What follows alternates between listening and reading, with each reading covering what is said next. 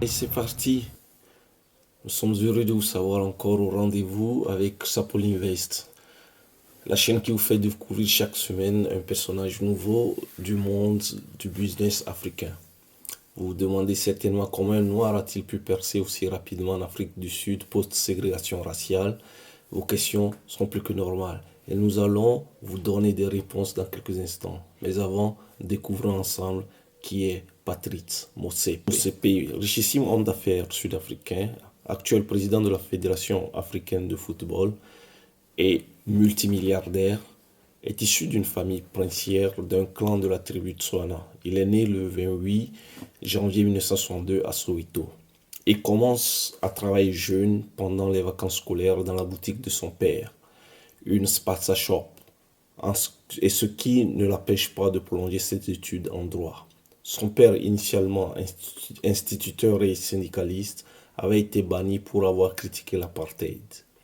Sa mère détenait un réseau d'épiceries et avait réussi à obtenir régionalement l'exclusivité de la distribution des produits de la South African Breweries, SAB, une entreprise brassicole sud-africaine.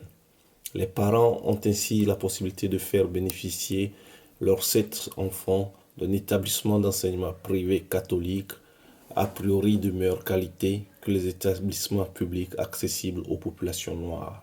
Et ne nous quittez pas, nous allons découvrir dans quelques instants les secrets de Patrice Motsepe qu'il a lui-même révélé en 10 points. Mais avant, disons que son ascension sociale commence véritablement en 1994, quand il devient le premier associé noir d'un cabinet d'avocats. Il est ainsi un spécialiste en droit minier et commercial à un moment où l'apartheid prend fin en Afrique du Sud. Passant du cabinet d'avocats à entrepreneuriat, il fonde une première entreprise, Facha Mining, qui collecte la poussière d'or des puits intérieurs. Il commence à acheter des mines d'or en 1997 lorsque le prix de l'or recule. Il faut rappeler qu'il a bénéficié de la politique de ségrégation positive.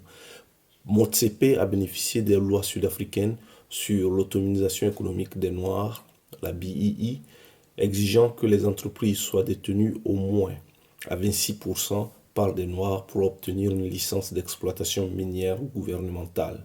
Au début des années 2000, il crée un certain nombre de sociétés qu'il réunit en un conglomérat baptisé ARM, African Rainbow Mineral, dont il est le président exécutif.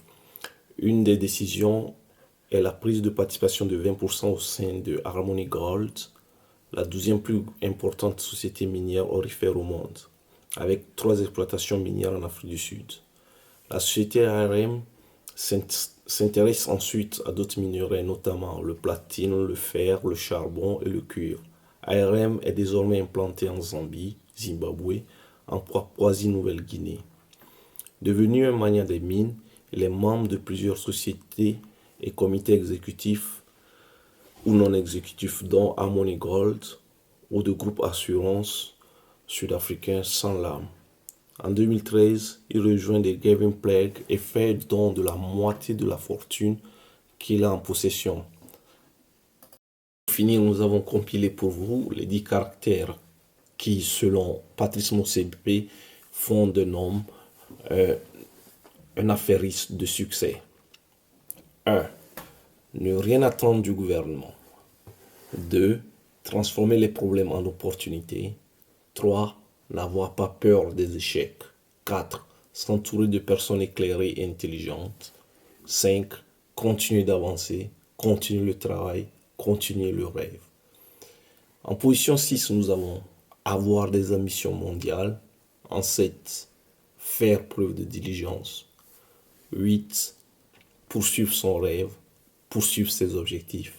9, croire profondément en ses propres idées.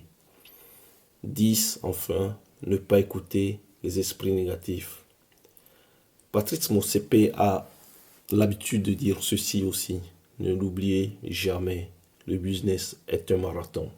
Nous voici ainsi arrivés à la fin de cette exploration, de cette découverte de cet éminent homme d'affaires élu pendant plusieurs années homme le plus riche d'Afrique avant qu'il ne soit détrôné par Aliko Dangote.